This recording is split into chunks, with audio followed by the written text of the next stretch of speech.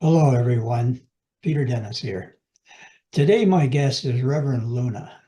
Reverend Luna is from California. She's been a channeler for some time, and it's my pleasure to welcome her here today. Welcome, Reverend Luna. Thank you. Reverend Luna, um, I think the audience would be curious, certainly interested in some of your background. You're a channeler, and kind of where did you come from? Where were you kind of born, grew up, went to school, that kind of thing? Yeah, so I grew up in New Jersey. I live in California now.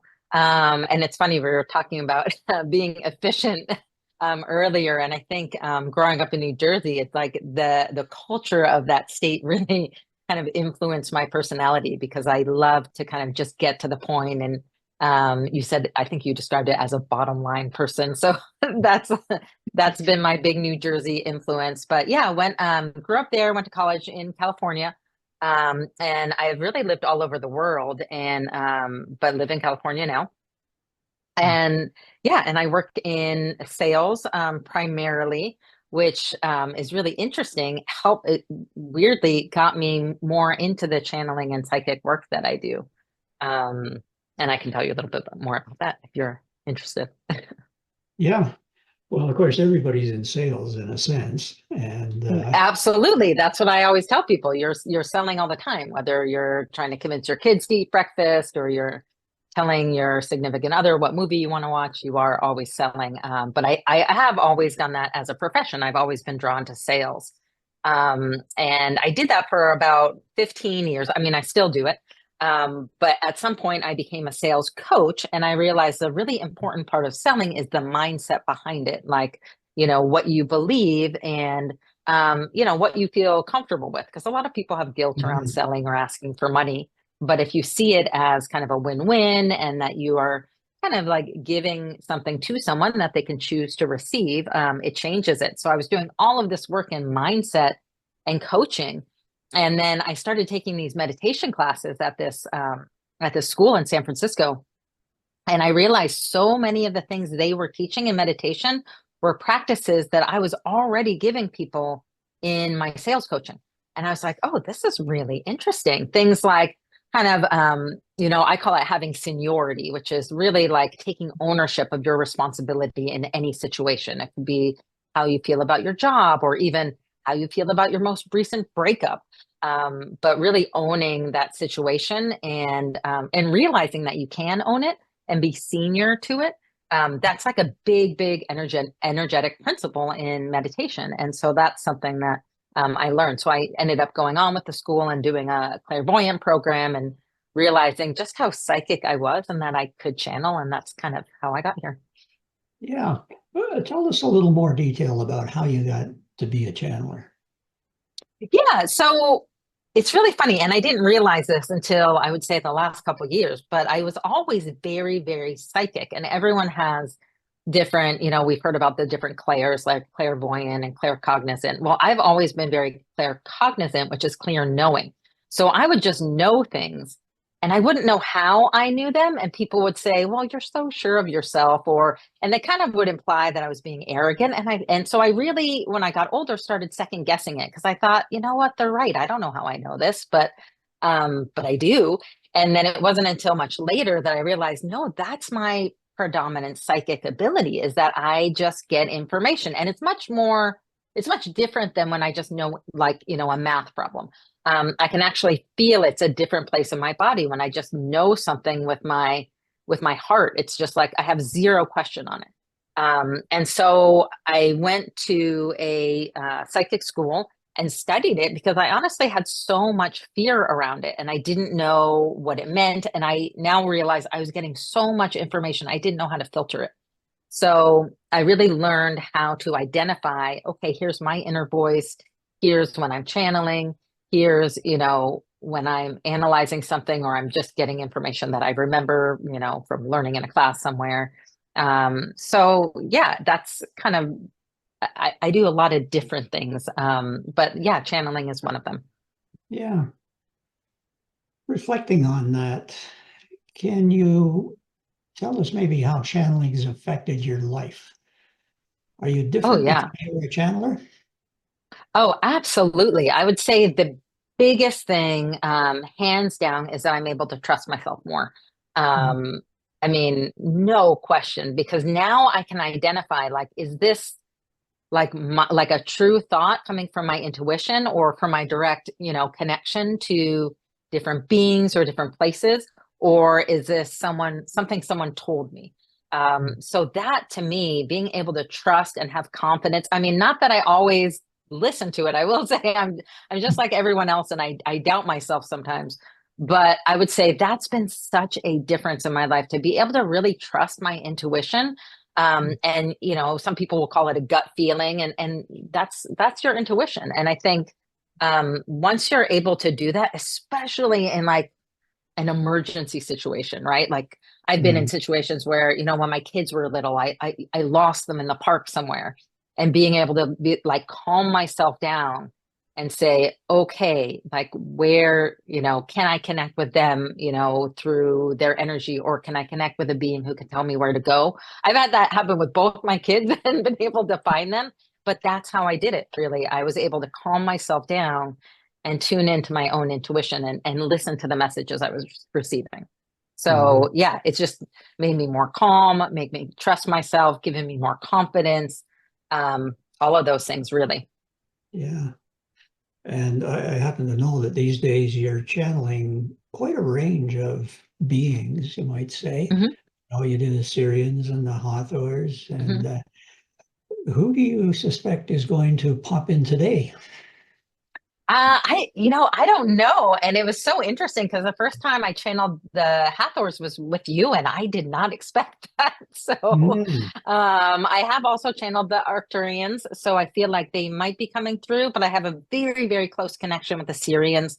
I've mm, always been kind of obsessed with the mind body connection. And that's kind of like, since I was a kid, I just was so fascinated by that. And that's kind of their thing. And they do so much great healing work for our bodies, and help us connect our mind and body. So I think they may probably come through as well. good. Well, can you bring them through right now? Yeah. Give me just a second. Yeah. Um, Yeah, you go ahead. and I Take do want to your do time. like a 2 minute or maybe a minute break. I just want to tune into them. Sure. Okay. Definitely the Syrians first.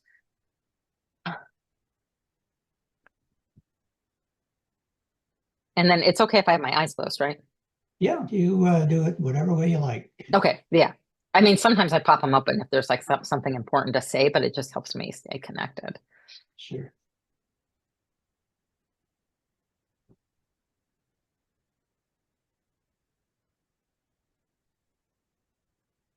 Yeah.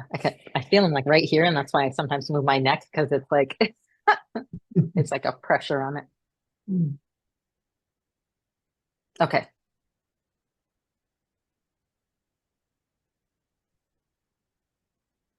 All right. I'm ready whenever you are. Oh, yes, go ahead. Who is it that's with us today? We are the Syrians, and we are here to answer any questions that you have. Well, thank you very much for coming here. This is a pleasant surprise. We weren't sure exactly who was going to come through Reverend Luna today, but good of you to be here. Now, I suspect our audience doesn't know a lot about you, and I was wondering if you could begin by just telling us a little about your civilization, perhaps a bit of your history with our planet, that kind of thing. Just go ahead if you would, please. The Syrians have always had a close connection to Earth. We have connections with different tribes throughout your civilization and throughout different timelines. We are we are always around you, Mm, and we are here to support you. One of the groups that we work with very closely is the Dogon tribe, and they have always been a keeper of our knowledge, but we have been working more and more with different people on Earth. Um, Oftentimes, they are not aware that they are working with us, but we are all around you all of the time. mm. And when you say you're all around us, in what form would that be? Are you physical? No, we are not physical. We are in etheric form. We are floating all around you. We are energy beings, and we I'm just seeing a visual right now. It's almost like little bubbles, like all around us, on our right hand side. I know that's for me, but yeah, we are not in physical form. Have you ever been? We have been. Uh, and where would you have originated from when you were physical? Our galaxy or some other? We were physical in physical form at another time on a planet that no longer exists. Um,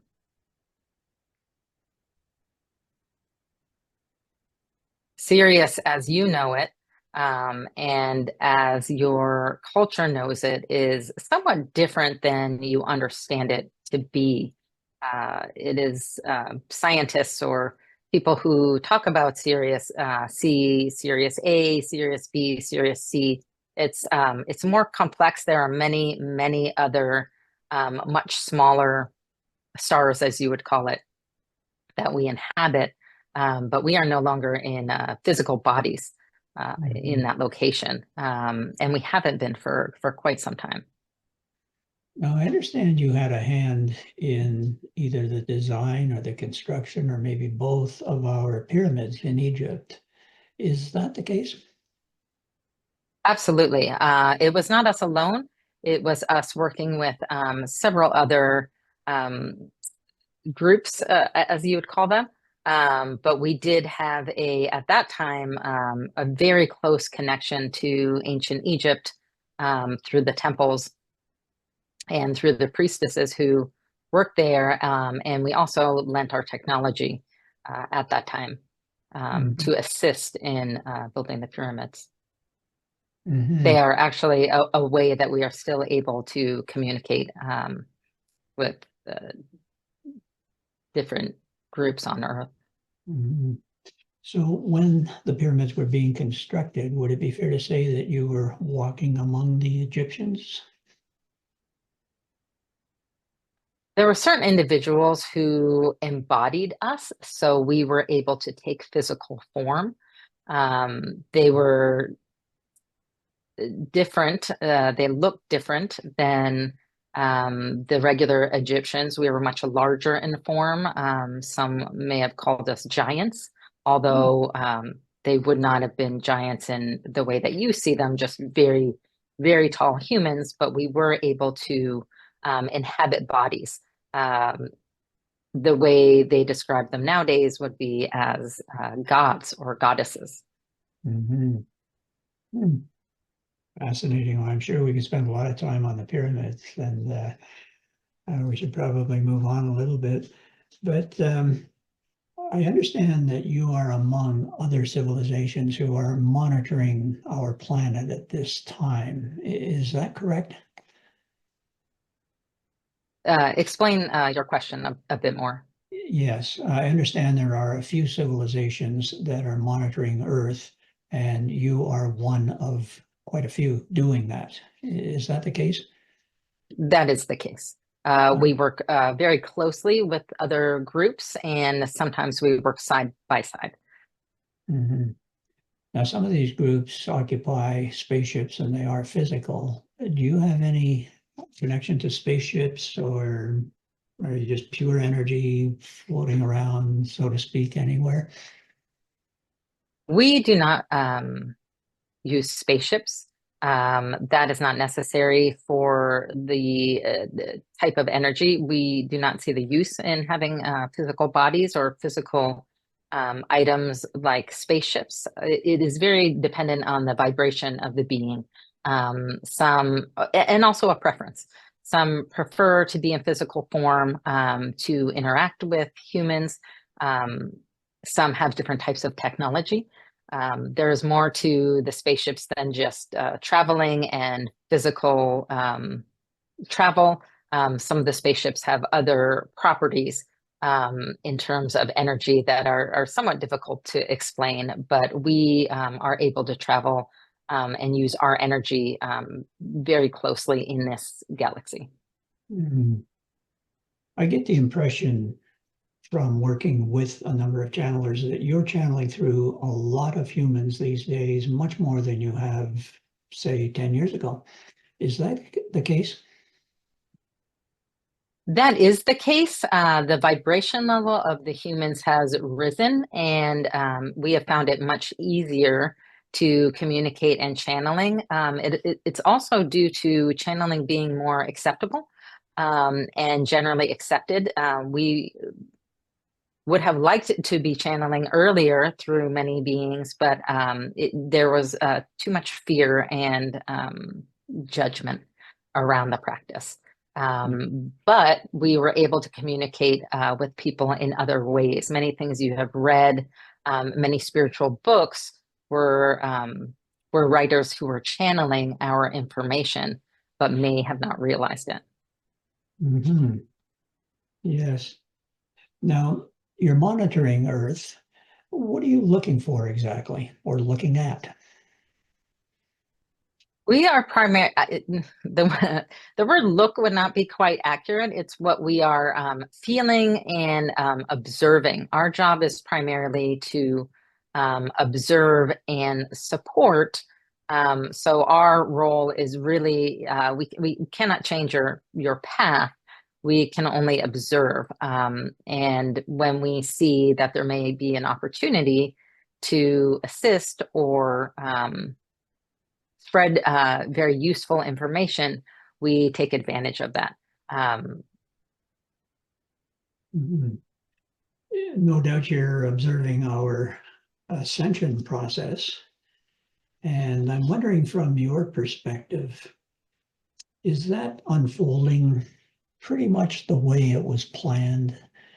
I don't know if that's a fair question. it, You know, you know what I'm it is a getting at. fair How's it it is a going? fair question, and it is not unfolding according to our plan. Many unexpected things have happened. Um, I'm laughing because it could not be more off plan than we expected, but that is okay. um, Still heading in the intended direction? yeah.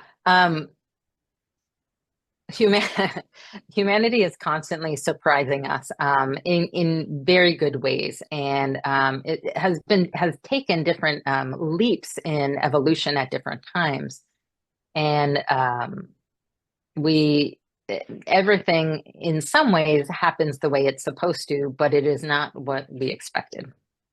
I think is the best way to say it. Maybe part of my question was, my understanding is that ascension means we are moving to what we call the fifth dimension of consciousness. And I'm wondering if we're progressing towards it as was really planned, I guess, initially. You're always progressing towards it, but it's not in the way that you see it. It's not a linear progression the way that you would think something starts at 1 and goes to the level of 10. It is so much more complex than that. We see you learning and evolving, and that is certainly part of it. And in that way, yes, it's progressing, and there is almost no way for it to not progress. But there are many, many other elements involved. There's evolution of your physical bodies that is happening. And there are other emotional and elements that you cannot even fully understand yet. Some of it has to do with the way that your DNA is structured and how that is also evolving. So to answer your question, yes, you are evolving, but it's much more complex than you realize, or many humans explain in terms of ascension. And that's that's the best we can explain it. Yeah. Elaborate, if you would, please, on your comment about our bodies are evolving. And I'm wondering in what ways. Your bodies are evolving with the earth. The interesting thing for you to understand is that the earth is also evolving. The earth is her own being, and she has a very symbiotic relationship with you and with everyone in the environment, animals, plants, nature. So as she evolves, you are also evolving. Things like the oxygen level on your planet, the flora and fauna. The weather, all of these things are changing as she changes and as you change. So you're all adapting to this. And you will see over history, things like your height has already changed, or your skin may have changed, but there have also been internal changes as well, the way your organs have adapted. If someone were to study the liver and the way it was 1,000 years ago compared to now, they would see these very small differences over time. It is more relevant. But yes, your bodies are adapting, and part of that has to do with how the earth is adapting and how everything works together in a process. Mhm. So when you speak of our bodies adapting, you're really talking over um, decades, centuries, millennium, that kind of thing. It's not like I'm going to wake up tomorrow and have a slightly different body that I can notice. No, your body has changed over time, and over generations, but it's probably not it's not something you would see. Although if scientists were to measure some very specific items, they would see the difference. But it's negligible in terms of generations. DNA, though, is changing a fair bit, I understand. And if our scientists were to look at the DNA of some humans, would they find a surprise or two? What your scientists are seeing now in terms of DNA is probably 1/100th of what is actually there. So they have barely scratched the surface of understanding DNA and how it works. It's actually constantly changing in each individual, and again, adapting. That's the one thing many scientists and humans don't understand, is that your body and your DNA is constantly changing and adapting to its environment. And a lot of that has to do with your mind and the effect of your mind on your body. So it's constantly changing and opening and reshaping according to your belief system and your environment. But they have discovered the most basic rudimentary parts of your DNA. Mhm. From your perspective, looking at human evolution, I guess you can't really say, humans, you ought to do this or you should do that. But I'm wondering, what advice would you have for humanity that would help them to find their own way to evolve? What suggestions might you have? The biggest thing we see holding humans back is their resistance towards loving each other. Uh, Mm. every person that you see, and this is so visible in your political process where there's so much discord, but everything you see in a person that you do not like is a mirror for you to reflect on. So, in order for you, as you would say, to ascend, it is so important to love the person you consider your enemy. And to do that, you have to love that part of yourself that you are seeing reflected in that person, which may be a part of yourself that you do not like. But that is, I would say, the biggest lesson that humans are learning at this time. And it is a big testament to how far you've come to be learning that type of lesson, because that is a very difficult lesson to learn. Many generations ago, that would not have even been something um, that was possible. And one of the reasons different events on your planet are happening are because you're ready to learn this lesson. When we said earlier that there have been jumps in evolution, this is a time where that is happening. And this is the lesson, is to learn to love what some people would call them your shadow self, or I think in some religious texts, they say to love your enemy. But it is really understanding and loving not only yourself and having compassion for yourself, but for the others that you feel like you could not possibly love and have compassion for. Yes, seeing yourself in another, I suspect, is something that many humans just do not see. And I'm wondering if you might have a suggestion for how they might just awaken to that idea. Yeah, humans were designed to be mirrors for one another. And the best way to do this is to look at your family. So many people have difficult family relationships where there is conflict, and that is by design. You are meant to be in families with people where there is conflict because you know that person so intimately and you know their background. You can have compassion for them the way you might not be able to have compassion for a stranger who has the same behaviors. So when you look at your family and that family member who, you know, really irritates you or upsets you, or you think, how could they have possibly done this or voted this way? Think about the things that you have in common with them and find that compassion for them as someone who knows their background and knows their challenges. And if you're not able to do that, then look at someone who does have this ability. And you can find this in many, many places. Your earth was designed for you to see this mirror in all different places around you, whether it's your own family, whether it's watching it in a movie. So many of your characters in fictional books and movies and in storytelling and in fables are created just for this purpose.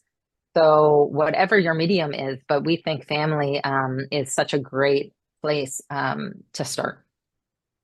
That's very helpful. I really thank you for that. And I can imagine that, well, I've heard it before that Earth is a school, but if it's a school of anything, it's a school of relationships.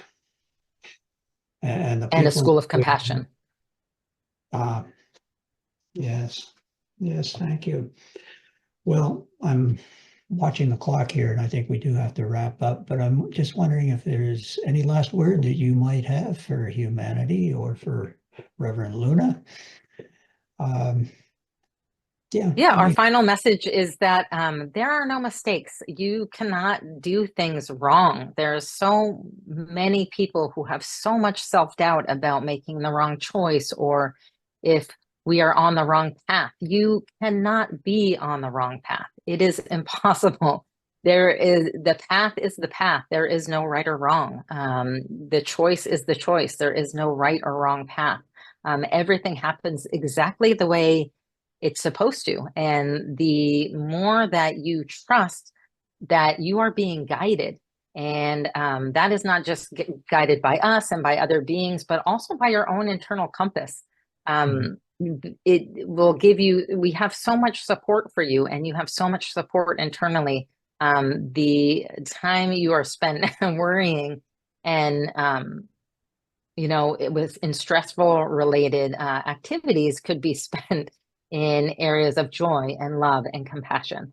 So we just want you to know you're supported and that you cannot do things wrong. Well, thank you. And as you were saying that, I couldn't help but think of those helicopter parents. Yeah, I hope. And even they are learning lessons, as are their children. Yes, I'm sure. Yes.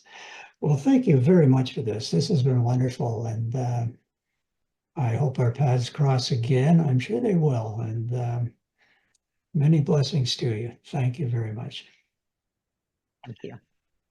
And Reverend Luna, you just come on back, take your time.